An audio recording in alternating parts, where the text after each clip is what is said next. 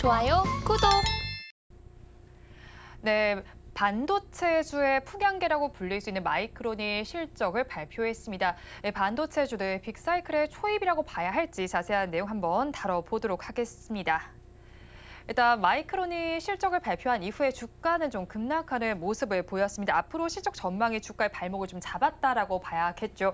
일단은 마이크론이 지금 메모리 반도체가 좀 바닥을 찍었다라는 거를 어떻게 좀 받아들였는지 궁금한데 실적을 어떻게 좀 바라보시고 이 부분이 어떻게 시사점을 가지고 간다라고 보실까요?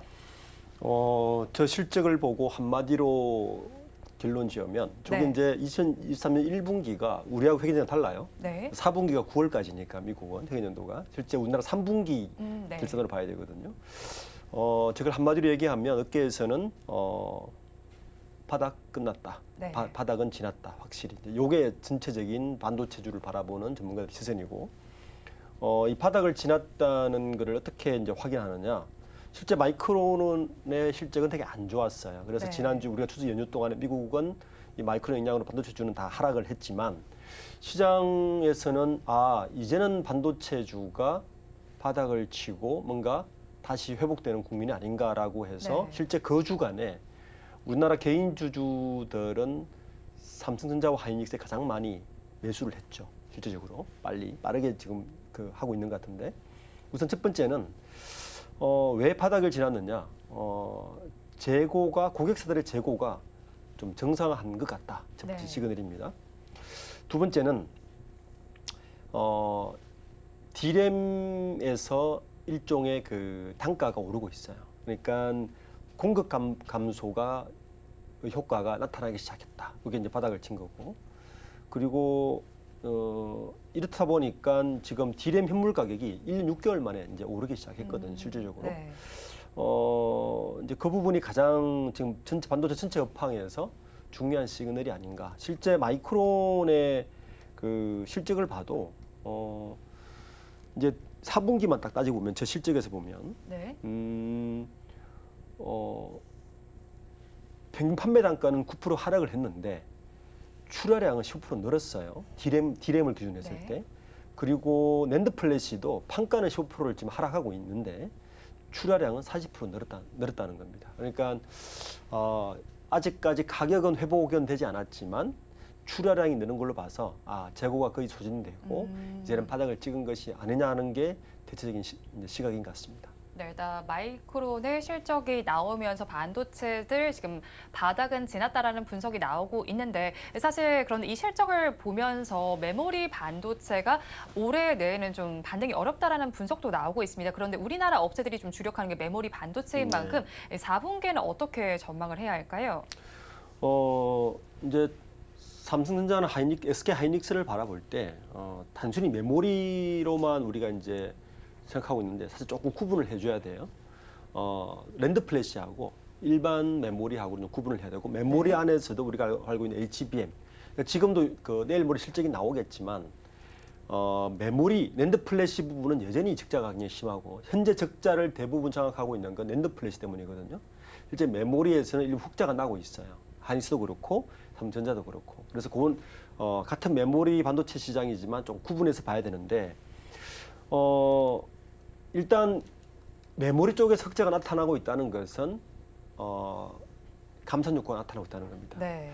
이제 이거를 우리가 쓰고 있는 상품으로 생각해 보면 메모리 쪽은 뭐냐 하면 PC 쪽을 주력으로 하는 그리고 클라우드 시스템이라든지 이쪽을 주력으로 하는 것이고 랜드 플래시는 우리가 알고 있는 스마트폰 주력이거든요. 그러니까 네. 생각해 보시면 스마트폰이 예전보다 많이 달리지 않는다는 거 다 누구나 느낄 거예요. 그러니까 랜드 플래시는 수요는 여전히 아직 조금 낮아서 그 부분에 대한 수요는 아직 나타나지 않고 있구나. 그런데 PC라든지 그 외의 IT 기계들은 대부분 메모리를 주력으로 하는 것들은 이제는 수요가 살아나고 있구나. 그게 지금 가격으로 바로 나타나고 있어서 네. 이번 3분기 실적은 그게 분명히 나타날 겁니다. 그러니까 랜드 플래시에서 적자를 보고 있는데 코스트가 너무 높기 때문에 메모리 쪽에서 얼마나 이 부분을 감시하고 있는지 이 부분이 아마 이번 실적의 핵심일 거예요. 그래서 지금은 많은 사람들이 과연 바닥이 언제 오를 것이냐가 가장 관심거리인데 네. 제가 아까 요 전쯤을 말씀을 드렸듯이 전체적인 시장 분위기는 바닥은 분명히 친 것 같다. 네. 이게 분명한 거고 반도체 메모리 업황의 반등은 이제 거스를 수 있는 대세는 분명히 된 것 같습니다.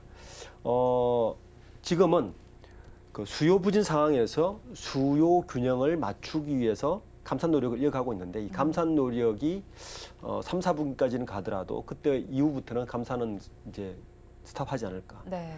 그런 게 지금 예측되고 있습니다. 일단 감산 역시도 어느 정도는 지나고나 멈출 것이고 앞으로의 업황은 긍정적으로 분석이 되고 있습니다. 그런데 마이크론이 실적을 발표한 이후에 우리나라에는 삼성전자도 잠정 실적 발표가 예정이 되어 있습니다. 다음 주쯤에 발표가 될 예정인데 일단 증권가의 시각도 사실 영업이익 눈높이가 좀 많이 네. 낮아져 있는 상태고요. 그렇다면 삼성전자의 잠정 실적 발표에서 저희는 어떤 관전 포인트를 잡아가야 할까요? 우선 그 예전 컨센서스보다 얼마나 적자 폭을 줄였냐가 핵심일 거예요. 삼성전자도 그렇고 네. SK 하이닉스도 바로 그 관점으로 봐야 되는데 지금 삼성전자의 영업이익이 2조 4천억 보는데 지금은 사실은 스마트폰이나 가전을 다 포함한 거기 때문에 반도체에서는 한 3조 4천억에서 4조 정도의 적자를 예상을 했는데 원래 4조 이상의 적자를 예상을 했거든요. 네. 3분기에도.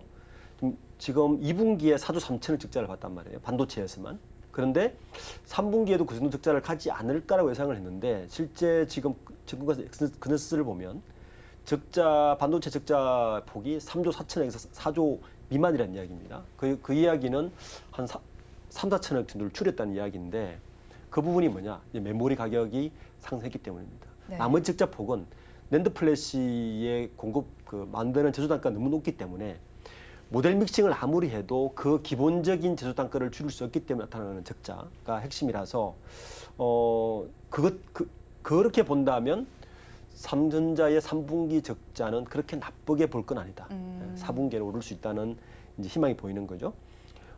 지금 이제 일반인들은 잘 모르겠지만 낸드 플래시를 만드는 제조 원가가 워낙 높아요. 네. 그래서 낸드 플래시는 적자를 볼 수밖에 없는 상황이고 이 가격이라면 그래서 감산을 한다는 게 뭐냐면 전체 공장을 줄이는 게 아니라 모델 믹싱을 낸드를 줄이고 메모리를 늘리는 이런 모델 믹싱 효과거든요.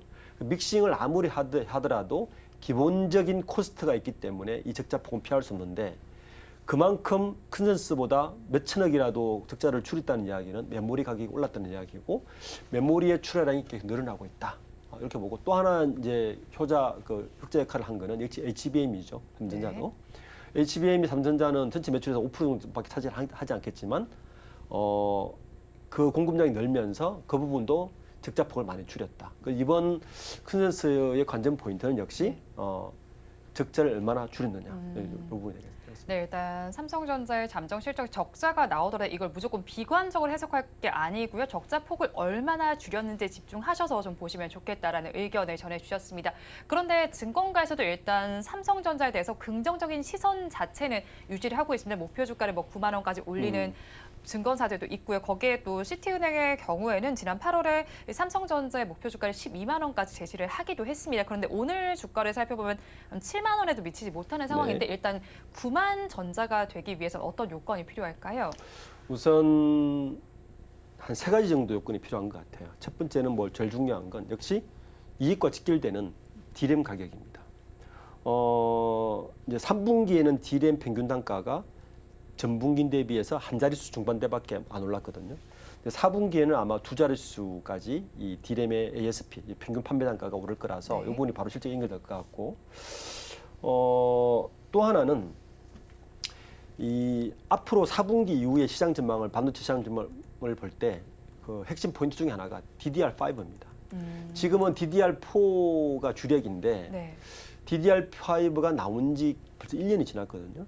그래서 DDR5가 언제 시장이 주력화될 것인가가 사실은 매출과 영업이익의 핵심 포인트가 될 겁니다. 지금 DDR4의 8기가 DRAM 가격은 한 1.4달러 정도인데 DDR5 정도는 4.1달러 정도까지 시장이 형성되기 때문에 DDR5로 어떻게 빨리 넘어가느냐에 대한 것이 향후 관전 포인트가 될 것이고 두 번째는 이제 감산 효과인데 감산 효과가 1년 가까이 지금 진행돼 왔단 말이에요. 이 정도 오면 거래를 하던 고객사들이 재고가 거의 바닥을 보이는데 요게 언제 나타나느냐? 9월 달부터 네. 재주문이 들어오기 했다고 합니다. 그래서 이 감산 효과가 나타나기 시작했다. 이게 중요한 이제 관전 포인트고 마지막 6만 전자 탈출의 마지막 관전 포인트는 역시 HBM입니다.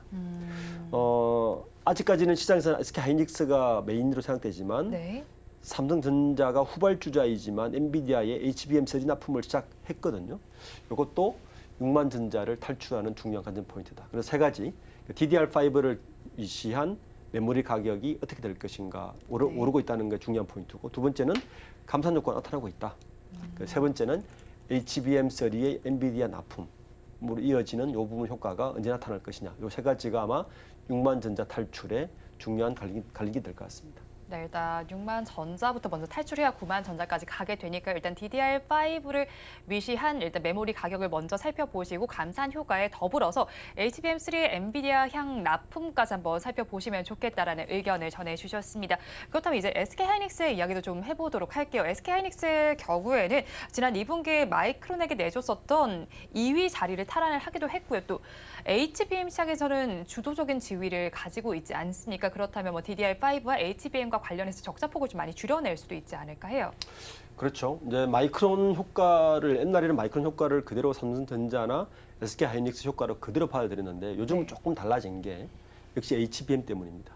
마이크론은 실제 HBM을 생산하지 않거든요. 그러니까 시장에서 90% 네. 이상을 SK 하이닉스와 삼성전자가 하고 있기 때문에 이 HBM 효과가 마이크론으로 삼성전자와 SK 하이닉스를 판단하기에는 조금 무리수가 있다는 게 이제 증명된 것 같고 특히 그 SK 하이닉스 같은 경우는 2분기부터 벌써 HBM 공급 효과가 나타나기 시작했어요. 그러니까 컨센서스보다 적자폭을 줄여가기 시작했고 3분기에는 훨씬 더 이 적자폭을 많이 줄인 것 같아요. 원래는 컨센서스에서는 3분기에 예상 영업 적자가 2조 한 3천억까지 봤는데 지금 요즘 이번 주에 컨센서스를 보면 한 1조 7천억 이하로 보고 있거든요. 그러니까 한 6천억 정도를 줄인 것이 바로 이 HBM 때문이다. 전체 매출액이 10% 20% 늘었단 말이에요. 이게 네. 이제 가장 큰 역할을 한 것 같고 역시 그 SK 하이닉스에도 이 적자의 발목을 잡고 있는 건 낸드 플래시입니다. 낸드 플래시가 전체 한 2조 4천억 정도 적자를 내고 있고 네. 메모리는 반대로 2,600억 흑자를 보고 있어서 이제 구순 효과를 나타내고 있는데 이제 SK 하이닉스가 모델 믹스의 한계는 분명히 있는 것 같아요. 네. 지금은 SK 하이닉스가 이걸 빨리 벗어나는 길은 HBM에서 삼성전자나 지금 마이크론조차 HBM을 한다고 이야기하거든요. 네. 그 부분에서 어떻게 경쟁력을 유지할 것인가가 첫 번째 포인트. 두 번째는 SK 하이닉스 역시 DDR5를 사실 먼저 이제 출시한 게 그 SK 하이닉스 때문에 DDR5의 메모리 가격이 얼마나 빨리 대세전을 할 것인가. 이게 이제 이익 곡선의 중요한 포인트고 낸드 플러시의 그 이익 전환은 조금 더 시간이 필요할 것 같습니다. 네, 일단 SK하이닉스에 대해서 세 가지 포인트를 좀 짚어주셨습니다. HBM에 대해서도 경쟁력을 확보를 해야 되고요. 그리고 DDR5 가격이 대세 전환해야 되고 거기에 낸드 플래시까지 이익 전환은 좀 시간이 걸릴 것이다라고 정리를 해주셨습니다. 그런데 반도체주의 경우는 대표적인 성장주로 꼽히고 있는 상황이지 않습니까? 그런데 고금리가 장기화된다는 전망이 길어지고 있고 이렇게 되면서 연내 금리 인하 가능성은 점점 많이 줄어들고 있습니다. 그렇다면 연말까지 저희는 반도체주에 대해서는 어떤 전략을 가져가야 할까요? 반도체주를 많은 어떤 분들은 성장주라고 얘기하는데 저는 네. 이제 반도체주는 그래서 성장주는 아닌 건 분명한 것 같아요. 반도체주는 이미 인프라주의 성격이 강합니다. 왜냐하면 우리가 반도체를 산업의 쌀이라고 그러잖아요. 네. 반도체는 철저하게 PC 시장이라든지 스마트폰 시장이라든지 그다음에 AI 시장이라든지 혹은 빅데이터의 클라우드 시장이 어떻게 바뀌는가에 따라서 움직이는 일종의 인프라적인 성격이 강해서 네. 그래서 반도체주를 우리는 보통 성장주라 보기보다는 보통 인프라주로 네. 요즘은 많이 저는 그렇게 보고 있는데 그래서 금리 인하도 중요한 영향을 해요. 물론 금리 인하에 더 민감한 거는 성장주이긴 하지만 반도체주 전체가 인프라주이기 때문에 금리 효과를 무시할 수는 없다. 왜냐하면 지금 금리가 지금 인상이 되면 지금 중국 경기, IT 경기하고 장비가 전부 다 수요 부진으로 돌아서고 있거든요. 반도체 업계의 불황이 예상보다 좀 길어지고 있습니다. 왜냐하면 중국 때문이란 말이에요. 그래서 PC 시장이 예상보다 빨리 오르지 않고 그러니까 디램이 삼성전자조차 감탄을 할 수밖에 없었던 시장인데 이번에 미국의 추가 금리 인상은 뭐 좋은 시그널이 아니죠. 역시 반도체 쪽에서도 먹구름을 들을 수밖에 없고 핵심은 저는 지금 반도체주 이번 하반기에 반도체주를 어떻게 이제 투자할 것인가를 바라보는 분들은 저는 DDR5가 시장에 어떻게 주력 메모리 온다는 것은 메모리 시장에서 DDR4를 제치고 DDR5가 30% 이상 정도 주문이 빨리 들어오면 DDR5가 주로 간다는 이야기거든요. 그러면 DDR5가 메모리에서 주력이 되는 분기점이 되게 중요하다. 그때가 될 것 같은 시그널이 오면 저는 반도체는 매수 쪽으로 가도 1분기까지는 무방하지 않을까 생각하고 있습니다.